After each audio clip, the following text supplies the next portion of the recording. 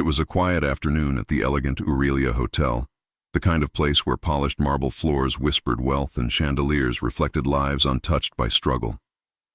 Yet amid the hum of expensive conversations and clinking glasses stood a shy young waitress named Nora Vellon, her hands trembling slightly as she adjusted her apron. She had been working here for barely 2 weeks, invisible among the refined guests who never looked twice at those who served them. But that day, a single moment, a single gesture would change her life forever and leave even the coldest hearts in tears. If you believe in kindness, compassion, and second chances, then please take a moment to like, comment, share, and subscribe to Kindness Corner, because stories like this one remind us that even the smallest acts can speak louder than words. Nora had always lived quietly. Life had not given her the luxury of noise or confidence. She grew up in a small, struggling household where silence was her shield. Her father left when she was 12. Her mother worked double shifts to keep the lights on. And Nora often spent her evenings practicing sign language, a skill she had learned to connect with her younger brother Eli, who was born deaf. That skill, born of love, sacrifice, and necessity, had always been her secret comfort, a silent world where words could never wound. The Aurelia Hotel was the farthest thing from her world. It was where billionaires, diplomats, and polished heirs came to dine beneath golden ceilings. And that afternoon, Nora was assigned to serve at Table 9, a private setting reserved for billionaire Adrian Cole and his mother, Margaret Cole, a woman of grace, dressed in pearls and quiet dignity. Adrian was known for his brilliance in business, but also for his reputation as cold, precise, and distant. Most of the staff whispered about him, a man who built an empire, yet seemed untouched by humanity. When Nora approached their table, her palms damp with nerves, she noticed something that made her pause. Margaret Cole wasn't responding to the waiter's questions. Instead, she smiled softly, trying to read lips. Then Nora saw it, a discreet hearing aid, and the way Adrian gently leaned closer to his mother when speaking. Nora's heart clenched. She recognized the effort, the familiar rhythm of someone living between two worlds, one filled with sound and one embraced by silence. Adrian glanced up impatiently, noticing the hesitation in Nora's stance. He expected formality, efficiency, not empathy. But before he could speak, Nora took a small, steadying breath. Then with trembling hands, she began to sign. Her fingers moved gracefully, expressing what her lips could not. "Would you like still or sparkling water?" For a heartbeat, everything around them froze. Margaret's eyes widened in disbelief, her hand flying to her chest as if those silent gestures had reached deeper than any word could. Then tears welled in her eyes, tears of recognition, of gratitude, of joy. She signed back slowly. "You know, sign language." Nora nodded, smiling softly, her heart racing. Adrian stared in stunned silence. For years he had seen the world treat his mother with polite pity or awkward impatience.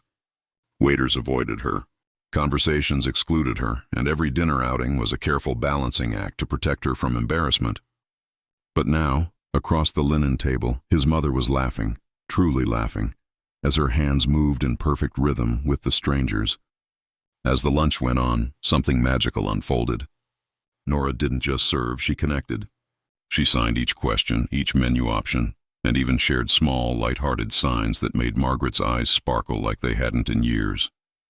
Other guests began to notice the billionaire's mother chatting joyfully with the shy waitress, and whispers spread through the dining hall. Adrian didn't care. For once, he wasn't thinking about profits or deadlines. He was watching his mother come alive. But for Nora, it was more than kindness. It was memory. As she signed, she remembered Eli, the little boy who used to tug at her sleeve for attention, who had passed away 2 years earlier after a long illness. Her hands moved with both skill and sorrow, expressing words her voice couldn't carry anymore. It was as if through Margaret, she was speaking to her brother again, one last conversation that the universe had given her by chance. After the meal, Margaret insisted on meeting her personally. Adrian watched as his mother clasped Nora's hands tightly, tears glistening in her eyes. She signed, "You made me feel seen. You reminded me I'm not alone." Nora's lips trembled as she signed back. "You reminded me that love never disappears." The quiet beauty of that exchange made the air around them almost sacred. Later, Adrian called Nora aside. She braced herself for criticism, maybe even reprimand. After all, she had gone beyond her duties. But instead, Adrienne's voice was different, softer, uncertain. He told her how his mother had felt isolated for years, even in her own home, and how no one had ever cared enough to communicate with her this way. Then, in a rare moment of vulnerability, he confessed that his mother had taught him the importance of empathy, something he had lost somewhere between boardrooms and business wars. Nora's simple act had reminded him what truly mattered.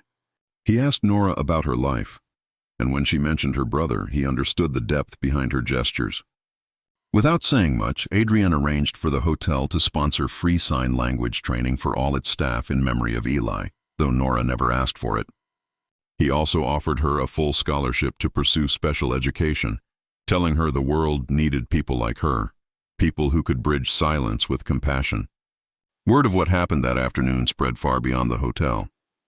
Guests who witnessed it shared the story online, and soon it became a symbol of quiet humanity, how one shy waitress had done something no wealth or power could buy. She had spoken to a heart without needing words. Margaret often returned to the hotel after that, always asking for Nora, and their friendship became a living testament that kindness in its purest form doesn't need sound to be heard.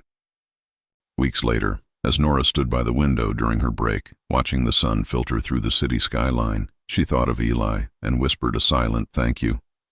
Sometimes the world tested her with loneliness, but moments like this reminded her that love always finds a way to return, often through strangers who need it just as much as you do.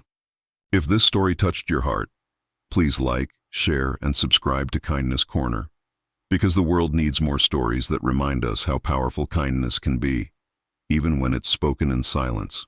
Before you go, tell us in the comments, would you have done what Nora did if you were in her place?